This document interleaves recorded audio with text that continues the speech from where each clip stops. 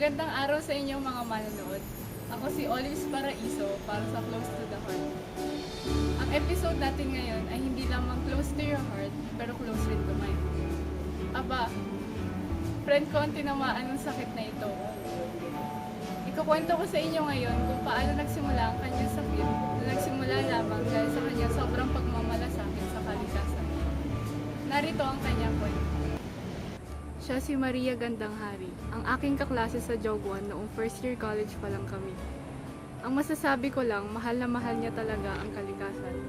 Ito ang lagi niyang topic pag nag-uusap kami at kitang-kita mo sa mga mata niya na passionate talaga siya about it. Okay lang naman talaga sa akin yun eh.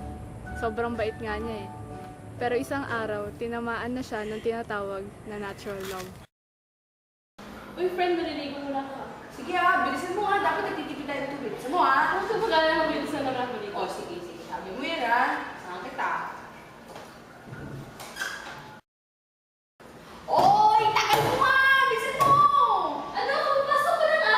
Ano ba? Dapat nagbabadlaw ka na dapat nagtitipid ka ng tubig. Ano ba? Hindi ka concerned environment. Hoy! Bilisan mo! Stage 1, the conservation stage. Alam naman natin dapat naman talagang mag-conserve. Pero kung ganyang conservation na pinapakita niya, nasa stage 1 na siya. Hoy! Ano to? Pa-enjoy ka dyan. Hindi mo man lang naiisip na ito sisirain ang baga mo, ang baga naming lahat. Alam mo ba yon?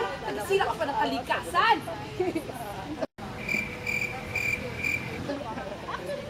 Do you work here?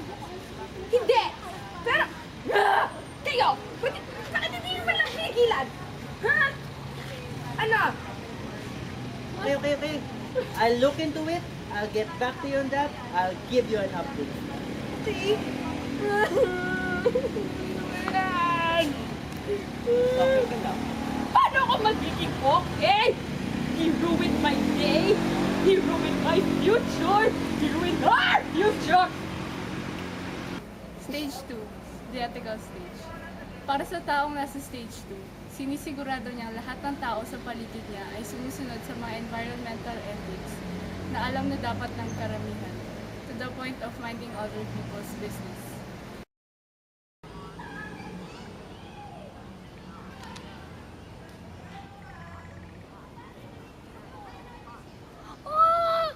Uy, ang cute naman yan! Oh, baby tiger! Cute naman ang baby tiger!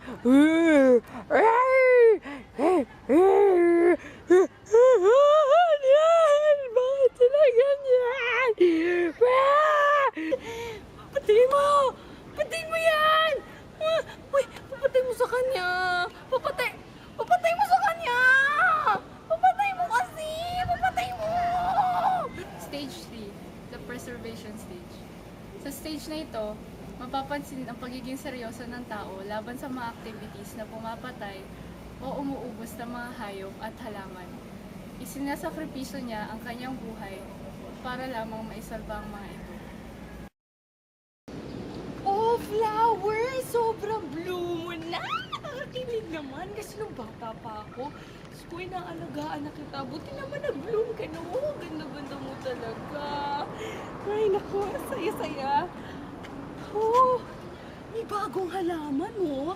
Kaya pwede ipangalan sa'yo. Planty! Planty! Ganda-ganda mo talaga. Magiging maganda ka din, no? Ikaw, bata pa lang ako, nandito ka na, hindi ka pa rin puno. Sabi ko sa'yo, sumipsip ka kasi ng tubig. Parang di puno pa rin. Ingit sa kanila ko. Sige na, inspiration mo yan. Dami mo tubig mo, ha? Ay, tignan mo, kinakausap mo yung mga halaman.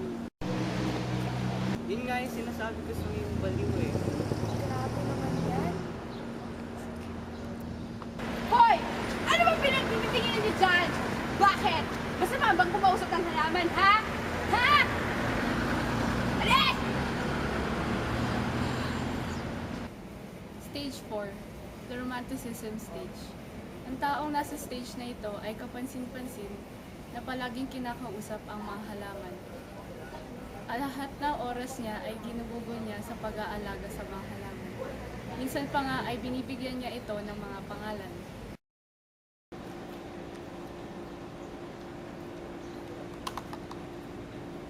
Hoy! Hoy! Hoy! Ano to? Bakit ka nagtatapon, ha? Ano, sinisilam yung kalikasan, ha? Ha? Mga lalaki kasi kayo. Kaya kami hindi na nakalikasan kasi lalaki ka, mga hayop kayo. Di ko naman sinasadya eh. Saka, di ko naman sinisira yung kalikasan. Kasi ano? Kasi, hindi ako lalaki. I'm Ella. Ella Chan. Stage 5, the anti-male stage.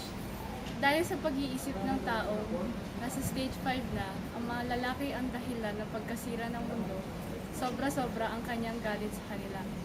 Lahat ng mga pang-aabuso sa kalikasan ay sinisisi niya sa kanila. Observant siya sa mga galaw nila, konting mali lang nila ay pinagsasabihan niya na agad.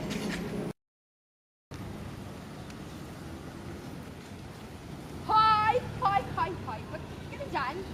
Alam mo, look at the sign. Keep off the grass nga, oh. Ika nga ni ate. Dito ka. Dito ka. Dito ka. Dito ka. Oh! Pinatay mo na yung langgam. Ano? Just go. Just... Stage 6, the equality stage. Ang paglalaban sa equality ng tao at nature ay ang symptom ng taong nasa stage na ito. Sobra-sobra ang kanyang effort para lang maiabot sa mga tao na may karapatan din ang mga hayop at halaman. At wala rin naman siyang pakialam kung ano man ang sasabihin nila tungkol sa kanya. La la la la, I'm part of nature. La la la la la, I'm part of nature. I believe I can fly. I believe I can touch the sky. Stage 7, the realization stage. Ang stage na ito ay malalang malala na. Iniisip ng taong nasa stage na ito na bahagi na siya ng nature. Para sa kanya, kapamilya niya na ang kapaligiran. At dito na nagiging obvious ang pagiging baliw niya. I wanna know what love is. I want you to show me. Stage 8, the new being stage. Ito na ang huling stage at ang pinakamalala sa lahat. Nawawala na siya sa tamang pag-iisip at nababaliktad na rin ang kanyang mundo. Para sa kanya, ang tao na ang nature at ang nature na ang tao. Nagiging palaboy na rin siya at tumitira na sa mga lugar na maraming halaman. Nakakalungkot ang nangyaring ito. Nakakaawa talaga si Maria. Wala nang lunas para rito kapag nakaabot na sa stage na ito ang isang tao.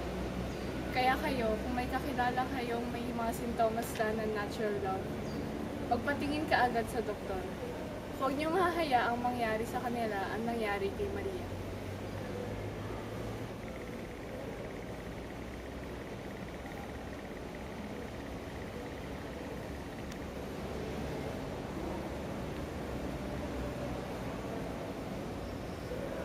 At dito na po nagtatapos ang episode natin ngayon na Natural Love. Sana marami kayong natutunan tungkol sa sakit na ito.